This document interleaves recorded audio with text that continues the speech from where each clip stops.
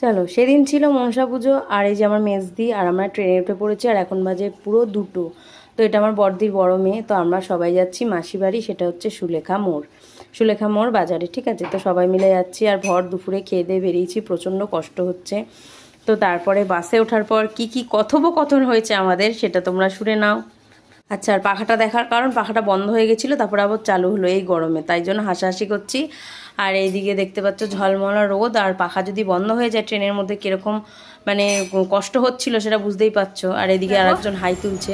তো চলো, আমরা ট্রেনে উঠে পড়েছি, কি কথা হচ্ছে এই বাসে উঠে পড়েছি, কি কথা হচ্ছে শোনো। হ্যাঁ, তোর ফিগারটা দেখা, সোজা হয় একটু। হ্যাঁ, ওর যাওয়া বা হবে, আমার তো তাও হবে না। কি আমার হবে, যাও বা। হ্যাঁ, এসব কি বলছে। আমাকে বাচ্চা পেয়ে সবাই জানলার ধারে বসে আমাকে এখানে বসিয়ে দিয়েছে। এই যে, এই আমি বড় দুজনকে গার্ড দিয়ে নিয়ে যাচ্ছি, দুদিকে দুজনকে। আবার বলছে জল নিয়ে আসতে, আমি ভাই নেই, ভয় লাগা।